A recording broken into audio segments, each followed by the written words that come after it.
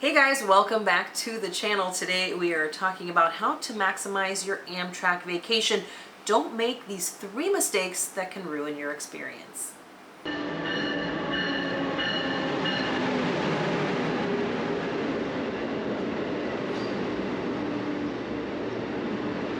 Yeah, we meet people on the train all the time that are not having as good of experiences as they could have because they made a couple of these mistakes. So we're going to jump into these and let you know what they are beforehand so that you don't fall into this pitfall. And the first one is choosing the right seat or type of accommodation for your vacation. And you need to know what they all are and which ones are going to offer you the best experience. Because usually when we meet somebody that's unhappy on the train, it's because they did not get the right accommodation or seat. Yeah, that's actually the top reason that people complain about when they meet us on the train is that, my room is not the right room for me, or, oh, I should have done this instead. It just is a huge part of your trip because that's where you'll be for the entire journey. So you're kind of stuck there because in most instances anymore these days, the trains are sold out. So there's no leeway or possibility of being able to switch accommodation or room, category type. So we do have tons of videos here on the channel comparing all the different type of room types and seats on the trains. So make sure you guys check those out here on the channel because whatever you're trying to decide between, we've got it on here, tons of combinations over all these years of traveling on Amtrak. And it is so important because every single seat has its pros and cons. And if you don't pay attention to the cons, you're going to be in a lot of trouble. And when you get on that train and you see our faces and you run into us, that's what you're going to complain about. And I'm going to say, see, I told you so. I won't, but I'll think it. Yeah, I think that the biggest complaint we get is people that get on a Superliner train for the first time and they get a roomette and they realize that that upper space is so small that they can't possibly both sleep up there. And that's a problem because there's really nothing you can do at that point. If neither of them wants to sleep up there, you can't really both sleep. You could try to both sleep on the bottom. We've seen and heard of people doing it, but it's very uncomfortable. And it's going to be a very uncomfortable journey. Now, it is very tight. I will admit, it is very tight on the top level of a Superliner train. I do not have a problem with claustrophobia, but if you had to sleep up there, I don't think you could. I don't think I could either, honestly. I've tried going up there a couple of times. This is only on the Superliner. I might do it on the Viewliner. There is quite a bit more space because you can actually sit all the way upright unless you're more than 6 feet tall. Then you won't be able to. But if you're 6 feet or shorter, like me, 5'4", then you'll be able to sit up with absolutely no problem in that top one. Although I never really do just because we automatically we're already set. You sleep on the top bunk, I sleep on the lower. But, you also have to think about how long you're going to be on the train. If you're not going to sleep on the train on an overnight ride and it's just going to be basically a day ride for you, then, take that into consideration also while you're choosing your seat. You may not want to spend that much money for just a short day ride to get a room. Or you may want to spend that kind of money because maybe, you're going to be on the prettiest part of that particular train ride. Maybe it's better to go ahead and invest into a room so you've got private quarters and your food is included. You have a lot of things to consider when you're choosing your seat or your room accommodations, and it really can make or break your Amtrak vacation experience. Yeah, and you touched on it a little bit, and this is the Viewliner versus the Superliner argument. The Viewliners have so much more space in the roomettes and the bedrooms for the person on the upper berth because the ceiling is much higher. Those are only single level trains. The Superliners are double level trains, so they pack 2 rooms into just a little bit higher train. Whereas in the Viewliner, it feels like you have all kinds of space. It's a free-for-all. Yeah, on the Viewliner, the person on the top actually has their own windows even. On the Superliner, there would be no place to put a window. It's literally feels like you are just in a tube. So that is much more difficult. And then, you've got other considerations to take into fact that the Superliners are usually on the prettiest routes. That's the problem most people face. is that if they want to do one of the pretty routes like the Zephyr, California Zephyr, the Empire Builder, the Coast Starlight, those are all Superliner trains. The Viewliners are the East Coast trains, the ones that have the more room, but they're not typically thought of as super pretty routes. Lakeshore Limited is probably the prettiest. If you wanted to start with an easy Amtrak vacation, Lakeshore Limited has good views, has high ceilings, and it's an all-around good one to go on. Yeah, it's kind of the best of everything kind of thing.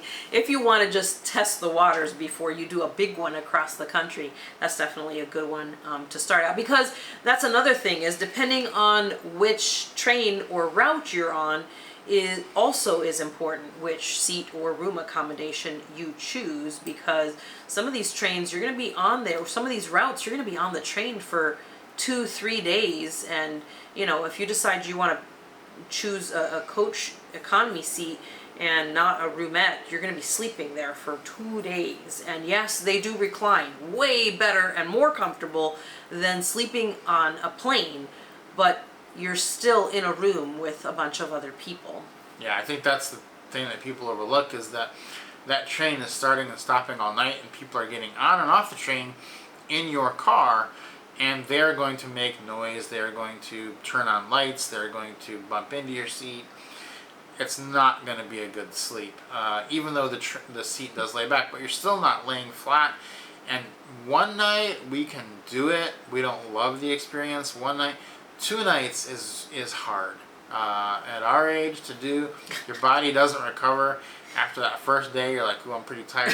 After that second night, you're like, "This is exhausting." So, you have to determine what your tolerance is for getting a little less sleep than you normally would.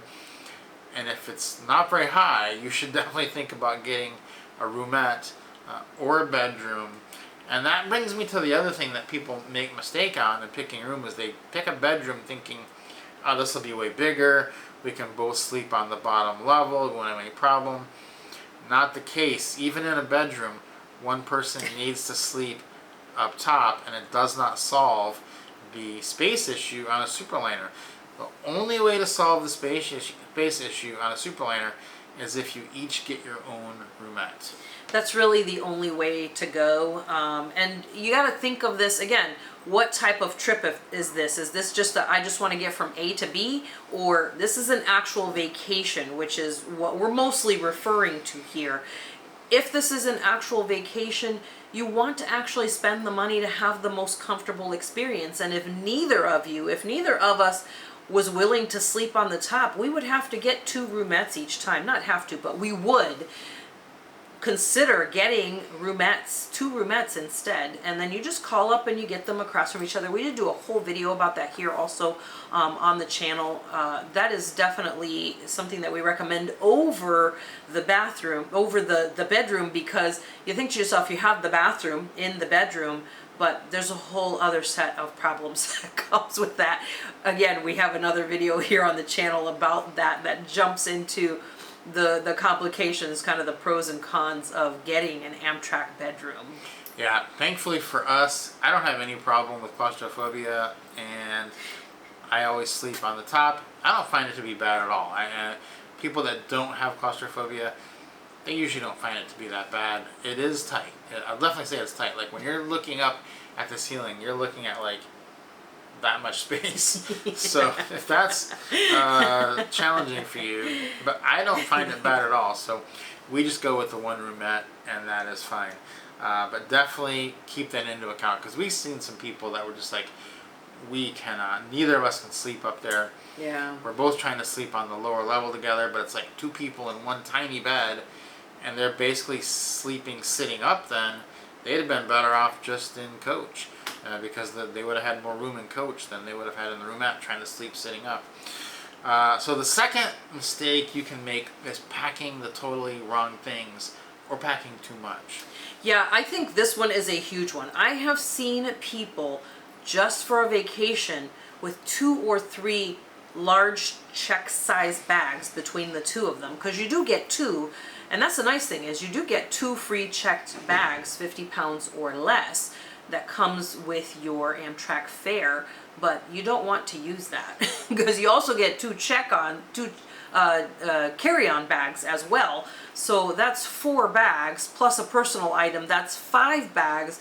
You really should not be using that. What we do is we do 1 checked bag, 1 carry-on, and then what we do is we have 1 bag, and we have linked in the description down below what this bag is, but it's a bag that folds like this big, and we always keep it in our suitcase.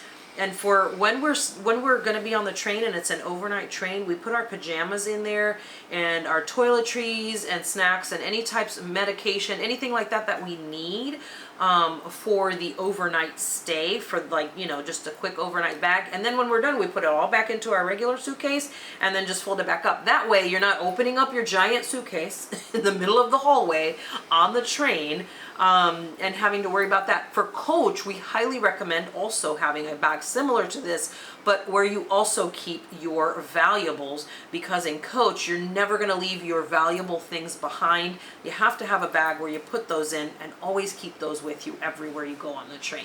Yeah, some people will want to do that even in the sleeper cars, because the sleeper car rooms do not lock from the outside. They lock from the inside, but when you go to dinner, you cannot lock the room behind you. So, you know, if you really are wanting to keep your valuables close, you could do it. We've never seen a problem with things being happening to things in your room when you're in a sleeper car, but a lot of people like to take that extra safety precaution.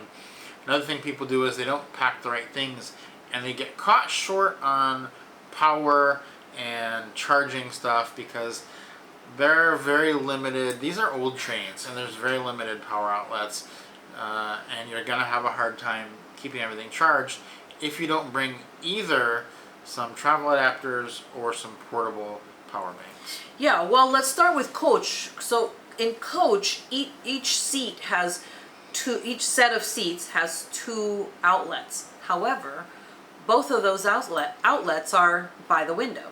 So the person sitting by the window has the 2 outlets next to them. So if you're traveling with somebody or if you're traveling by yourself, so then someone you don't know will be sitting in the seat next to you. You will not get 2 seats to yourself, I promise. You're going to be sharing those 2 outlets with that person. Well, they're going to have to awkwardly string their cable across your lap practically, you know, from the window to the aisle seat. So if you're the person in the aisle seat, I don't really want to do that. So I always have a portable charger with me. That way I don't have to worry about that. I can just plug it into my portable charger and do that. The other thing, kind of a little hint too, a little trick, is that you can't always charge stuff in the observation car. If you have an observation car on your train, you can just go down to the observation car, which is open to coach class passengers as well as sleeper car passengers. You can charge stuff there. They got tons of outlets there, and at the table, the outlets are underneath the table up against the wall. You can charge stuff there. So that's kind of a trick for that option. And then in the sleeper cars, you would think we'd have all kinds of outlets in there, but we don't. No, there's 1 outlet in each sleeper car, and that is not enough. If 2 people are in there trying to charge their phone overnight, or trying to charge a watch, or whatever it is you charge, computer, GoPro, it's not even close to being enough. So we have to bring a bunch of extra power adapters and banks. Ones that have a USB on it, we have linked to them in our description. Our favorite ones that we use on the train. Highly recommend you pick one of those up, because if not, you will definitely be caught short on power. Now, she did mention the observation car, which is going to bring us to our next thing, which is maximizing your travel experience. A lot of people make the mistake of not realizing that they have access to the observation car. They think it's just for sleeper car passengers, but it is not. It is for everyone on the train. Anyone can go there and utilize the beautiful observation car. Yeah, and we figured this out on our very first sleeper car ride. We didn't know that we could stay in there and eat or just hang out and just sit and look at the scenery. We actually went down there initially to just get a snack from the cafe, and then we were like, oh, this is nice. And then we were like, wait a minute, anybody could use this. You could sit at these tables, which is what we were doing, and eating, or we could sit at those seats and face the windows and look out and enjoy the scenery. So that was kind of cool. But a lot of people don't realize that everyone can use them. use it. Yeah, the next one is utilizing the lounge. If you're in a sleeper car, you do get access to the metropolitan lounges at the station before you go. A lot of people just skip that and they show up just before the train is going to leave, get on the train, and they miss the whole lounge experience, which is really good. Now, some cities is better than others. The best ones being Chicago and New York. Los Angeles is also pretty good, but those are the ones that would definitely show up early just to see the lounge. Mostly Chicago and New York, but they do offer you snacks. They'll help you get to the train. They do offer you free beverages, and it's a good, nice, safe place to rest and relax before your trip. Yeah, another great thing, another thing that will absolutely help your experience is to have the Amtrak app downloaded onto your phone. And now we actually purchase our tickets always through the app anyways. Find it to be way easier to navigate than the website. So if you've never used it before, definitely sign up and download the app. It's free. Just download the app and put, if you have a guest rewards account, put that in there. If you don't, make an account and put it in there so you can start earning miles. Even if you don't have the credit card, you could still earn miles from the trips that you do on Amtrak. So make sure you do that anyways. And then once you have that app, your ticket and everything will be in there, because you will be asked at least a couple of times on each ride for that from the conductors. They just come through and check randomly, make sure everybody's in the right place. And then the other thing is, and this is something that you learned throughout, and that is checking for delays and things like that along the way through the app as well. Yeah, exactly. You can type in where you are, what train you're on. It'll give you estimated times of when you're going to arrive at every station. And that is often pretty up to date. So it's a good idea to see, if you just want to track how you're doing on the train journey, how far behind you are, maybe how ahead of time you are. That's more rare, but it will help you to know exactly where you stand. Some other tips for a smooth journey, for a smooth vacation experience, are navigating the Amtrak station before your trip. You don't want to arrive too early. Like I said, unless you're in Chicago or New York, there you do want to arrive early, because those are beautiful lounges. You're going to want to sit in there and soak up, and you can, in New York, you actually get to eat a meal. Chicago, it's more snacks. Washington, D.C. is also pretty nice. It's more snacks though. But those you can arrive a little bit more early and enjoy the station. Kansas City, you may want to arrive early just because it's a beautiful station and you want to see what that's like. But a lot of the other stations, pretty much all the other ones, they're not really worth showing up early to, because you don't need as much time as in an airport. You're not going to go through a security line. There's no scanner. You don't have to wait in some big long thing. You do want to get there ahead of time just so you don't miss the train, and you do need to get there ahead of time if you're checking bags, because they close that at least 30 minutes before the train leaves. But you don't need to get there 2 to 3 hours ahead of time. Yeah, and side note, just because you're not going through a TSA type security doesn't mean there isn't security on the train. Just because they're not scanning your stuff before you get on the train doesn't mean that they're not paying attention. They do have plainclothes officers that ride the trains every single time, multiple in every car. So don't think that, they're gonna put up with any shenanigans. They are pretty quick about jumping on top of that. So don't get on if you're going to cause trouble, because they will shut that down pretty quickly. The other thing too about going back to the stations, about the bigger stations, is sometimes it's a little bit complicated working your way to the correct platform because there's so many of them. So you do always want to get there a little bit early, just because, a little bit extra early than you would at the other stations, because you do want to try to figure out where your platform is if you're not in the lounge. In the lounge, they'll direct you to where you need to be, but if you're not in the lounge and you're in coach, definitely give yourself enough time to try to find the right platform too. Yeah, and then staying organized and keeping your personal belongings secure is a huge mistake that people make. They just, sometimes you see people and they just have a huge mess going with their bags, and it's like, you do have to group things together, because you need all your valuables in one place. You need all your things you don't really care about in another place, because you're going to leave that bag behind on the train. Like if it's just a couple of snacks and some things you don't really care about, but they take up space, like your pillow, leave that in the same bag, because then you don't have to bring that bag to dinner with you.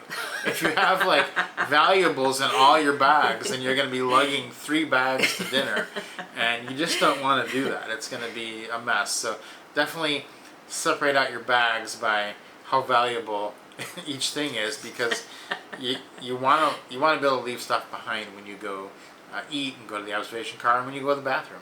Yeah, and as I mentioned earlier, just knowing that you do get the 2 free check bags. You can do an additional bag. They will be an additional charge for it. But you can do the 2 check bags, comes with your fare and your carry-on plus a personal item. You can store stuff in the overhead.